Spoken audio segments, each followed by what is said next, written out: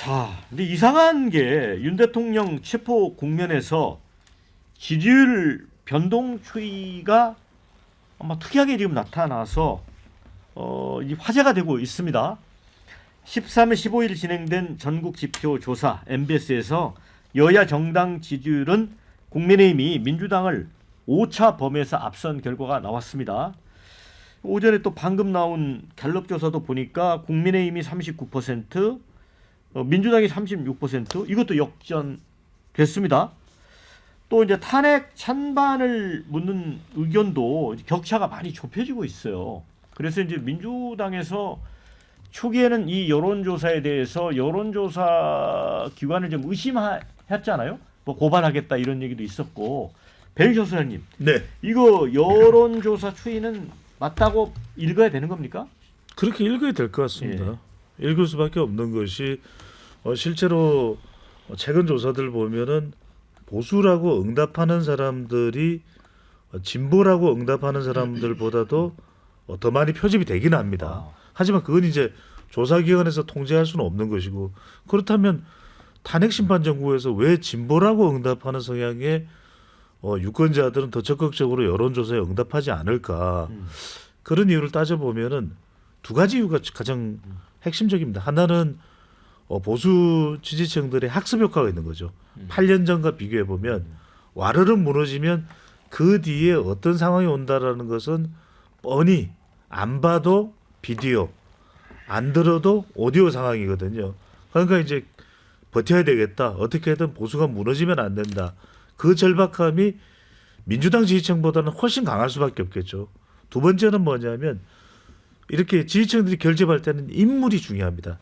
근데 윤석열 대통령 중심으로 결집하는 것이 아니라 반 이재명 정서로 결집을 하는 거죠. 그러니까 이재명 대표에 대한 포비아가 형성되어 있습니다. 빨리 대선이 치러진다면, 또 만약에 탄핵이 인용된다면 이재명 대통령 이건 우리가 받아들일 수 있어? 그러니까 어떤 분들은 에이 설마 그렇게 생각할까? 그건 너무 지나친 거 아니야? 라고 하지만 사람들이 생각할 때는 사람이 제일 먼저 떠오르거든요. 사람이 사람을 생각합니다. 그래서 다른 이유보다는, 근데 이제 이런 상황에서 한편으로는 민주당도 중요했겠죠. 민주당이 좀 더 중도를 잡으면서 좀 더 탄핵의 색깔을 민주당 스스로는 좀 빼고 어떤 운신을 했더라면, 움직임을 보였더라면 중도는 떠나지 않았을 텐데. 왜냐하면 한 달 전만 해도 중도는 민주당에 머물렀거든요. 한 달 전만 해도 중도는 이재명 대표에 머물렀거든요. 지금은 싹 사라졌어요. 중도가 왜 국민의힘으로 옮겨간 그러니까 걸까요? 오히려 중도는 관망하고 있어요. 아, 지금 중도는 관망하고 있는데, 특히 20대, 30대, 특히 30대 남성으로 추정되는 응답자들이 싹 하고 국민의힘 쪽으로 간 이유는 이들이 좀 신안보 세대. 그래도 윤석열 대통령 정부 정책으로 좀 호감을 샀었고 또 공감했던 그런 이유가 있거든요. 가령 뭐 여성가족부 폐지, 이건 막 상당히 논란이 될 수는 있습니다만, 남성들은 또 환호하는 또 유권자층도 있었고, 또 이제 병사 월급 인상, 또 군에 대해서 가산점 논의가 되는 그런 상황들, 이제 이런 부분들에 대해서 압박을 받고 이거 이제 안 되겠네, 안 될 수 있겠네, 이게 이제 영향을 미쳤다고 봐야 되겠죠. 근데 저기 댓글 올려주신 의견 중에 내란을 일으킨 세력을 누가 옹호하냐, 여론조사 도저히 믿을 수 없다, 이런 의견을 올려주신 분이 여전히 있습니다. 근데 분명한 건 윤석열 대통령하고 국민의힘이 잘해서는 아니라는 건 다 동의하잖아요. 네. 그러니까 조금 전에 이제 네. 우리 배 소장도 얘기했다시피요. 그러니까 그 이재명 포비아, 이재명 비토 심리가 최근 들어서 보수 지지층들 제가 좀 일부도 좀 만나보기도 했는데 거의 공포감 수준이더라고요. 공포. 예. 네. 이재명이 되면 나라를 완전 망칠 거야. 뭐 이런 정도로까지 이 사람들이 지금 생각을 하더라고요. 그러니까 그 공포감이 지금 이 강력한 지금 이 지지율로 지금 나타나고 있는 거다. 그래서 윤석열 대통령 지지로 보면 안 됩니다.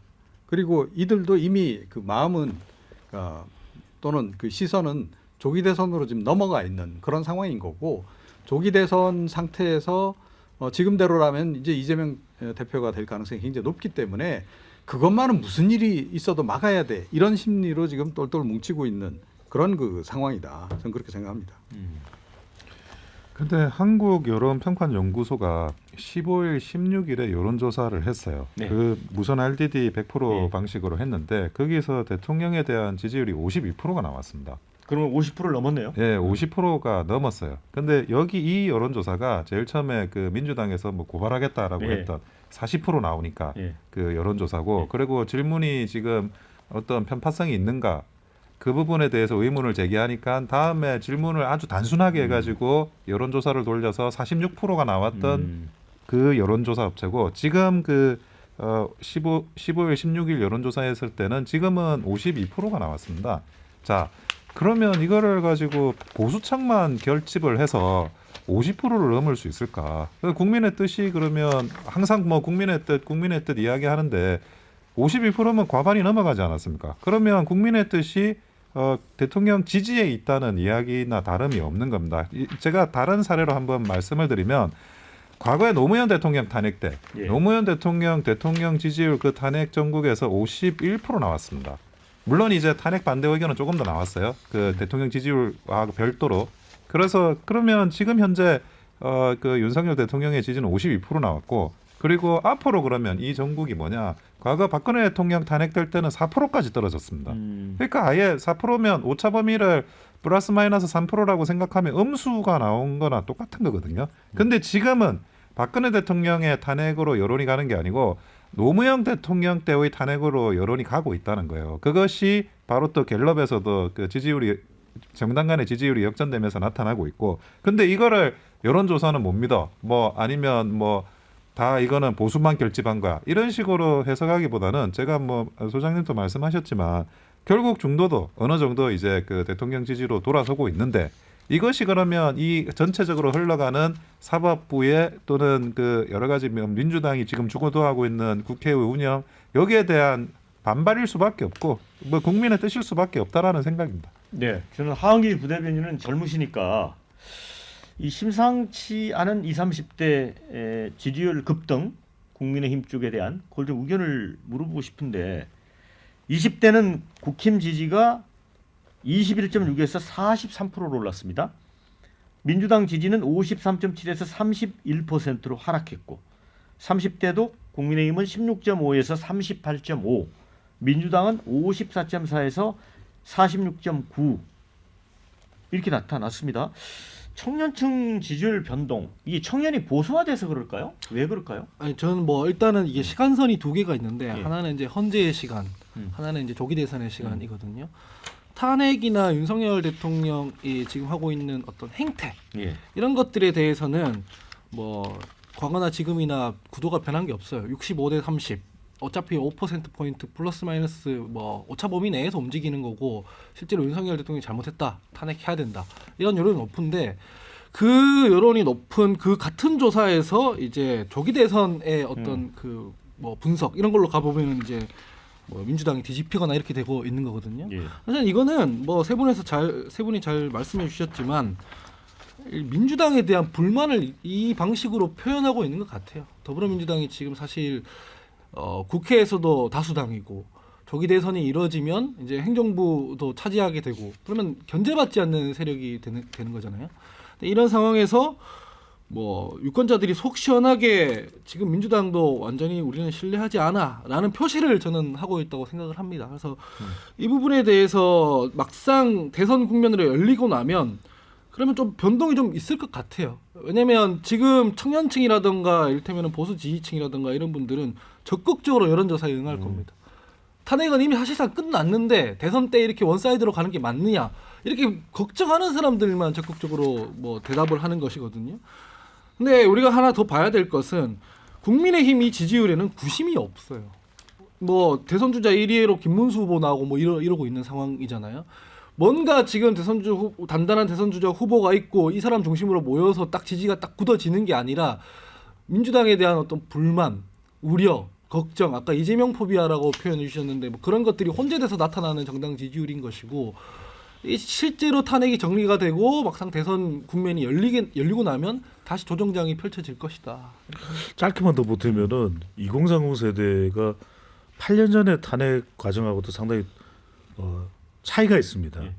더군다나 이제 20대 여성 같은 경우에는 탄핵 집회에서 야광봉을 들고 가장 많이 예. 서울시 통계에 따르면 나간 걸로 되는데 큰 이유는 남성과 여성의 차이도 좀 있겠습니다만 저는 지금 탄핵 국면에 지난 8년 전 탄핵과는 다른 게 뭐냐면 이 글로벌 변수가 등장한 겁니다. 글로벌. 그러니까 이른바 미국과 중국. 예.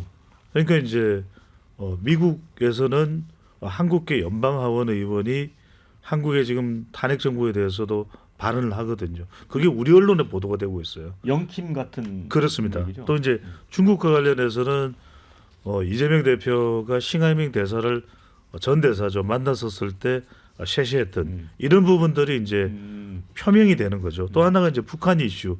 왜 지금 이번에 아까도 제가 말씀드렸습니다만 외환 부분에 대해서 오히려 더 거부감이 생기는 게 그래서 이것을 윤석열 대통령의 옹호하고는 분명히 다릅니다. 왜냐하면 탄핵 찬성에 대한 여론은 앞서 이제 박영환 앵커께서도 오프닝에 소개했지만 지금 정당 지지율하고는 많이 차이가 있어요. 예. 탄핵 찬성이 월등히 높습니다. 그걸 본다면 왜 군을 흔드느냐? 그러니까 우리 국민들이 북한과 이 대응하는 군의 이 흔들림은 굉장히 민감하게 반응을 하거든요. 그러니까 민주당이 이런 부분이 중요한 것 같아요. 그러니까 군을 흔들지 않아야 되는 거. 그러니까 계엄에 대해서 조사하는 것과 군을 흔들는 것과는 명확하게 좀 선을 긋는 것. 그리고 또 이제 트럼프 당선인이 다음 주 이제 미국 현지 시간으로 20일이면은 취임을 합니다. 근데 일절 반응이 없어요. 예. 탄핵 정부에 대해서. 네. 그러니까 미국과의 관계를 어떻게 해야 될지에 대해서 이재명 대표든 민주당이 좀 분명하게 밝히는 게 필요할 것 같아요. 네, 저는 그 개인적으로 굉장히 지금 그 부분을 중시해서 보고 있거든요. 아, 그래요? 그러니까 2030 남성. 그 지난 이제 대선 때도 이제 이대남 뭐 논란이 있었잖아요. 예. 확실히 좀 다르다 하는 느낌을 좀 많이 받고요. 이들이 제가 보기에는 성향상 이번에 트럼프 대통령을 적극 지지했던 그 몰락한 중산층 백인 그 사람들하고 굉장히 유사한 성향을 지금 보여주고 있어요. 심리적으로. 예, 그렇습니다. 그러니까 그 몰락한 중산층 백인들은 자기는 굉장히 이 사회에 기여를 많이 하고 있는데 이 사회로부터 나는 굉장히 불이익을 많이 받고 있다는 생각도 가지고 있고 자기가 몰락한 배경 그거에 대해서도 뭐 여러 가지 원인도 있지만 예를 들어서 뭐 외국인 노동자가 내 일자리를 침해하고 있고 이런 생각을 가지고 있는데요. 그런데 굉장히 유사한 그런 생각을 가지고 있다고 하더라고요. 그리고 그게 실제로 또 본인들이 체험하는 과정에서 그게 또 이게 좀 체득이 된 측면도 있다 그러더라고요. 예컨대 제가 최근에 어떤 분 만났더니 그 얘기를 이제 하나 해주시던데 2030 세대들이 이제 대학 취업도 못하고 이래가지고 공사 현장에 예를 들어 가면 예. 공사 현장에 이른바 십장은 예. 외국인이라는 거예요. 예. 그래서 그 사람들의 지시를 이제 받으면서 일을 해야 되는 상황이라는 거죠. 그러면서 이 사람들이 이게 우리 사회 전체 상황이 되는 게 아니야? 이런 거에 대한 우려감도 꽤 있다. 이런 지적을 하던데 그건 이제 한 단면이겠으나 기본적으로 그런 그 조금 전에 말씀드린 그 몰락한 백인 중산층의 그런 심리 이런 거하고 굉장히 흡사한 그 심리 패턴을 보이고 있다. 예, 그건 이제 앞으로도 좀 변수가 될 것 같습니다. 네, 아주 좋은 분석을 해주셨고요. 이제 윤석열 대통령에 대한 탄핵에 대한 입장 물었을 때 이게 이제 초기에는 뭐 70%, 80%까지 육박했던 게 쭉 빠졌습니다. 그래서 이제 MBS는 탄핵 탄핵이 아니라 탄핵 인용 59%, 기각 36%. 근데 갤럽은 57%, 36. 그래서 그 격차가 11에서 13%가 나왔고요. 또 일부 여론조사에서는 오차 범위에 있고 아까 원영섭 단장 이야기하신 그 여론과 평판 연구소에서는 동률입니다. 탄핵 찬성과 반대가 47대 47로 동률을 이루고 있어요. 그러니까 이게 이걸 어떻게 봐야 될지 하은기 대변인. 그 누가 그러더라고요. 신창원 효과라고. 혹시. 신창원 효과. 옛날에 이제 젊은 분들은 모를 텐데 신창원 씨가 이제 탈옥하고 도망 다니니까 오히려 인기가 확 올라갔어요. 사람들이 막 신창원 티셔츠 같은 거 막 사고 막 그랬잖아요. 그러니까 이렇게 진영 대결이 극단적으로 붙으니까 보수 진영에 있는 사람들이 여론조사에도 응하고 뭐 대통령도 지켜야 된다 그러고 어제는 뭐 무슨 노래까지 만들어서 부르고 그런데 신창원 인기가 올라간다고 해서 그 사람이 체포 안 되는 건 안 되거든요. 탄핵 안 되는 건 아니거든요. 그리고 막상 체포가 되고 나서 신청원에 대한 인기가 그냥 와야 되는 거예요. 지금 국면에서는 뭐 아까 전에도 말씀드렸지만 이재명 포비아도 있고 뭐 대통령 지금 이대로 가다간 구속은 확실시 될 것 같고 이러니까 뭐 이렇게 당장은 이 최고의 클라이막스 상황에서 막 뭉치긴 하지만 막상 상황이 정리되고 대선 국면으로 넘어가면은 이게 전부 다 와야 될 어떤 그 여론이라고 저는 생각을 하거든요. 이게 되게 고차방정식인 게 같은 여론조사 내에서 뭐 김문수 뭐 후보라고 해야 되나요? 김문수에 대한 대선 지지율이 1위인데 동시에 탄핵 찬성에 대한 뭐 여론은 또 높습니다. 뭐 아무리 지금 변동이 있다고 치더라도 이게 뭐냐면은 막상 대선 국면 가면은 이 지지층이랑 중도층을 다 포섭하려면 탄핵 찬성 세력도 포섭해야 되고 탄핵 반대 세력도 포섭하지 않으면 분열이 된다는 얘기잖아요. 엄청 고차방정식이에요. 이런 것들을 여론을 그 조기 대선 국면까지 쭉 끌고 갈 수 있다? 불가능한 일이라 생각하고 이거는 헌재에서 혹은 뭐 형사재판에서 뭔가 결과가 나오면 다시 정리가 될 여론조사라고 봐야 된다. 근데 이런 분석을 짧게만 좀 전달드려야 될 게 뭐냐면 이 탄핵 찬반에서 주로 누가 빠졌냐면 찬성이었었다가 이렇게 빠지는 연령대가 20에서 40대 젊은 연령대예요. 예. 그리고 또 하나는 뭐냐면 주로 수도권입니다. 네. 그러니까 영호남은 이제 어느 정도 성향에 따라 갈라져 있다면, 근데 한번 들어보십시오. 탄핵 찬반이 어느 정도 정리가 되고 나면 그러니까 헌법재판소의 시간이 지나면 이제 판결이 내려지겠죠. 예. 그럼 조기 대선이 옵니다. 예. 혼란이 멈출까요? 예. 그럼 조기 대선에서의 내용은 어떻게 될 것입니까? 탄핵 세력 대 이른바 재판 리스크 세력 간의 대결이 될 겁니다. 예. 더 큰 혼란이 될 거예요. 그러면 정권이 바뀌게 된다면 가정입니다. 그러면 혼란이 멈출까요? 더 큰 혼란이 벌어질 거예요. 당장 대선 내내도 그렇고 대선 끝나고 난 당선자가 결정돼도 그날부터 탄핵 피켓이 등장을 할 겁니다. 그러니까 이게 이제 뭐 한미 관계, 한미일 관계, 한중 관계 이런 식의 이제 전개 속에서 젊은 세대들이 뭘 걱정하냐? 뭔가 지금 상황이 개선될 게 하나도 없네 하는 마음의 어떤 연장선상에서의 일종의 변화 이런 것을 이제 잡을 수가 있는 것이죠. 근데 그 2030 세대가 가지는 그런 시각을 단순히 뭐 그 자기들에 대한 정책 이익 불이익 이렇게 보시면 안 될 것 같아요. 이 2030 세대들이 어쨌든 90년대 후반에 태어납니다. 90년대 후반에 태어나서 겪는 게 지금 북한 핵실험이 최초 핵실험이 2006년에 있었어요. 그러니까 어느 정도 뭐 좀 사리분별하고 조금 지나자마자 북한이 핵실험하고 핵을 포기시키느냐 제재하느냐를 자신의 인생 동안 계속 그 문제를 가지고 이 공방이 오고 가는 걸 본 세대예요. 그러니까 그 전에 좀 그 인생을 좀 살다가 북한 핵실험을 본 게 아니라 좀 사리분별되는 그 순간 북한 핵실험을 보기 시작했고 북핵에 대해서 북한에 대해서 굉장히 그 거부감이 강한 세대라는 겁니다. 이 세대들이. 그런데 우리가 그 뭐 젊고 뭐 어리고 하니까 그런 뭐 복잡한 국제 지형이나 외교 관계나 아니면 뭐 그 북중러와 한미일의 이런 관계를 소홀하게 그 2030이 생각할 것 같다라고 이해하면 안 돼요. 굉장히 그 문제는 아까 그래서 외교 관계가 중요한 거고 북중러 문제, 한미일 문제가 중요한 거고 북핵 문제가 중요한 겁니다. 네. 그래서 그 부분에 대해서는 확실히 방향성이 2030이 있습니다. 네. 댓글 좋은 의견들이 많이 보내주셔서 소개를 좀 해드립니다.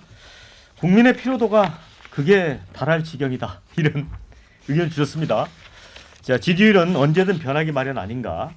아무리 그래도 15%였던 여론이 갑자기 40%가 넘어갔는데 상식적으로 이상한 거 아닌가?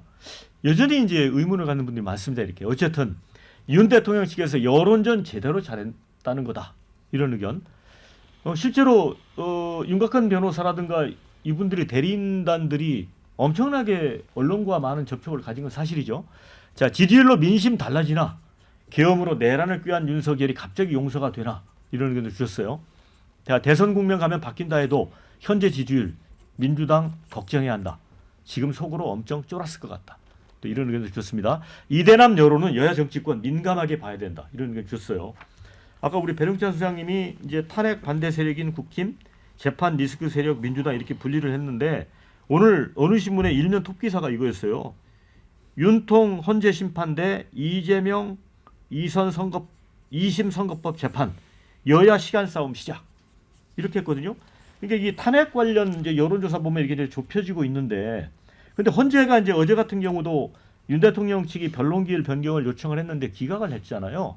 근데 어제 사실 출석이 어려운데, 그래서 대통령의 어떤 체포 과정이라든가 그다음에 헌재가 이제 탄핵을 서두르는 과정에서 일부 불공정하고 느끼는 분들이 오히려 이런 데 영향을 끼친 게 아닌가라고도 분석하는 것도 있더라고요. 어떻게 보세요, 평론가님은?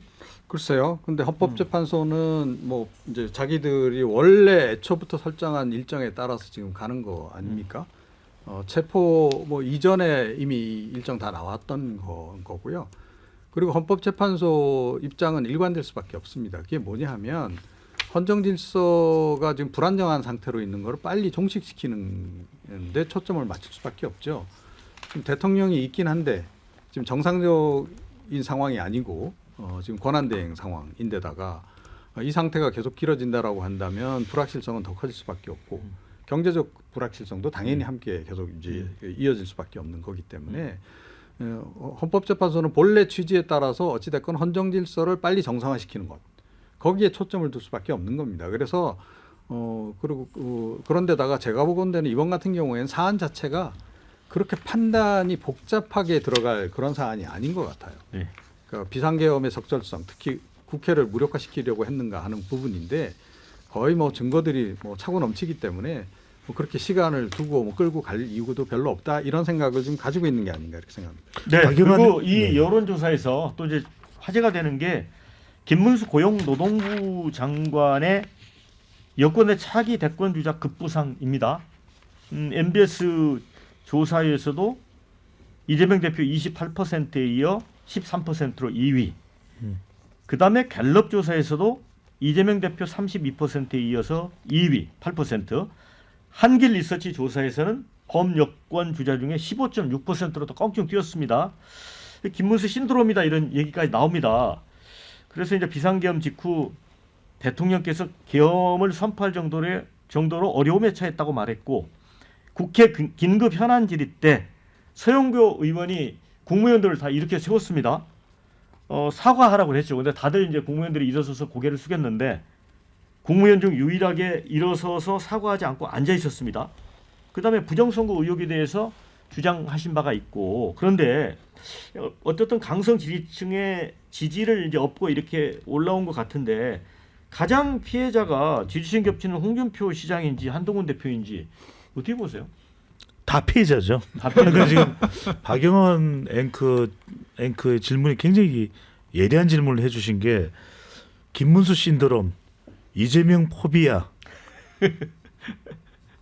윤석열 비상계엄 다 우리 국민들은 진절머리 나는 겁니다. 그러니까 무슨 말씀이냐면 예. 지금 현재 이 범여권 차기 후보 중에서 국민의힘 지지층에서 김문수 1위, 보수층 김문수 1위, 대구 경북 김문수 1위. 예. 이 여론이 왜 형성될 되겠습니까? 예. 그 말 그대로 지금 친윤석열, 반 이재명, 반 민주당 최전선에 서 있는 인물이 김문수인 거죠. 본인은 이거 의도치 않았을 겁니다. 그런데 어느새 여론이 이렇게 돼 있는 거죠. 앞서 말씀하셨던 길게 말씀 안 드릴게요. 헌법재판소 이 일정을 가지고서 또 여론이 지금 나타나는 것이 보수층 결집되는 거 아닙니까 물어보셨는데 바로 그 말씀이 굉장히 예리했다는 말씀드려요. 지금 헌법재판소, 공수처, 대법원, 검찰, 경찰은 자기 역할을 할 일을 하고 있을 거예요. 근데 이걸 다 찢어서 지금 진영 간에 해석을 하고 있는 거죠. 그래서 정치적 안오입니다. 윤도 이도 싫다. 김문수도 싫다. 이념이 아닌 실력자를 내놔라. 중재자를 내놔라 이게. 짧게 말씀드리면 추미애 의원이 과거에 이제 보수의 어머니였는데 서영교 의원이 보수의 이모가 돼가고 있다. 김문수 지사 관련해가지고 그렇습니다. 자, 황기 대변인께는 짧게 민주당 박현택 의원이 저하고 그 인터뷰에서 그 김문수 꼭 후보로 모셔달라라고 했거든요. 네. 오히려 좋습니까? 오히려 좋죠, 사실은. 한 20% 득표율하고 끝날 것 같으면 김문수 후보가 나옵니다. 네, 자 국민의힘을 접수한 전광훈이 김문수를 적극 미는 듯하다 이런 의견 올려줬습니다.